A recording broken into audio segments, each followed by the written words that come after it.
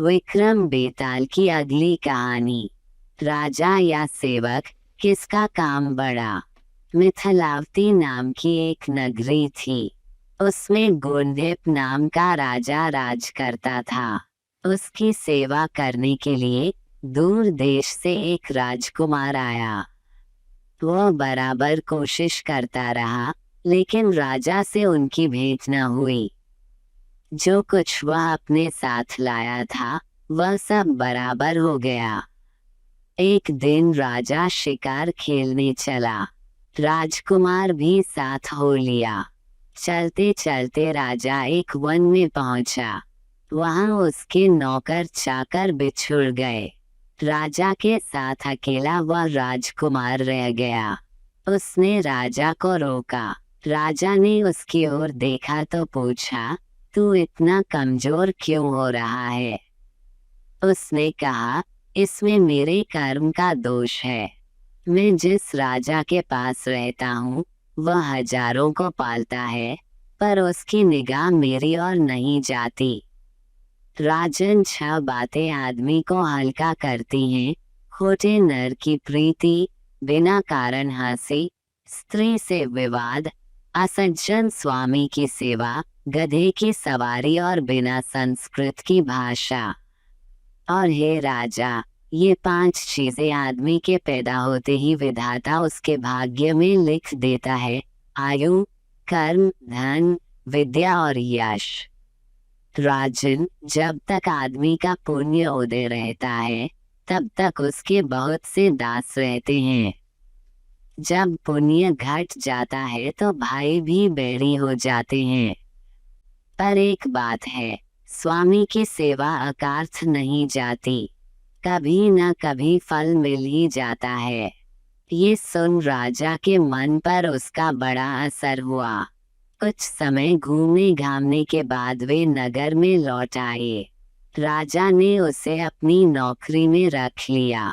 उसे बढ़िया बढ़िया कपड़े और गहने दिए। एक दिन राजकुमार किसी काम से कहीं गया। रास्ते में उसे देवी का मंदिर मिला। उसने अंदर जाकर देवी की पूजा की। जब वह बाहर निकला तो देखता क्या है, उसके पीछे एक सुंदर स्त्री चली आ रही है। राजकुमार उसे देखते ही उसकी ओर आकर्षित हो गया। स्त्री ने कहा, पहले तुम कुंड में स्नान कराओ, फिर जो कहोगे सो करूंगी। इतना सुनकर राजकुमार कपड़े उतारकर जैसे ही कुंड में घुसा और गोता लगाया कि अपने नगर में पहुंच गया। उसने जाकर राजा को सारा हाल कह सुनाया। राजा ने कहा, यह अचरज मुझे भी दिखाओ। दोनों घोड़ों पर सवार होकर देवी के मंदिर पर आए। अंदर जाकर दर्शन किए और जैसे ही बाहर निकले कि वह स्त्री प्रकट हो गई।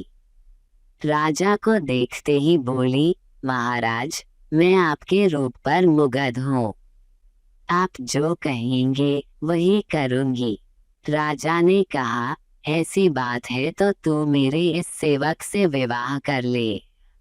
स्त्री बोली, यह नहीं होने का, मैं तो तुम्हें चाहती हूँ। राजा ने कहा, सज्जन लोग जो कहते हैं उसे निभाते हैं। तुम अपने वचन का पालन करो। इसके बाद राजा ने उसका विवाह अपने सेवक से करा दिया।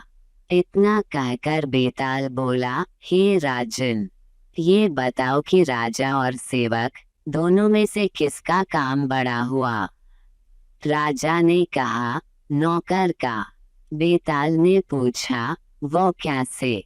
राजा बोला, उपकार करना राजा का तो धर्म ही था, इसलिए उसके उपकार करने में कोई खास बात नहीं हुई। लेकिन जिसका धर्म नहीं था उसने उपकार किया तो उसका काम बढ़कर हुआ। इतना सुनकर बेताल फिर पेड़ पर जा लटका और राजा जब उसे पुनः लेकर चला तो उसने 8वीं कहानी सुनाई। ऐसे ही और भी ढेरों मजेदार कहानियों और हैरान कर देने वाले किस्सों, अनसुलझी घटनाओं, रहस्यों और जानकारियों के लिए अभी हमारे चैनल को सब्सक्राइब करें। आपको ये वीडियो पसंद आया हो तो लाइक जरूर कीजिए और शेयर भी कीजिए। नोटिफिकेशन के लिए बेल आइकन को दबा दे ताकि लेटेस्ट अपडेट आपके पास सबसे पहले पहुंचे।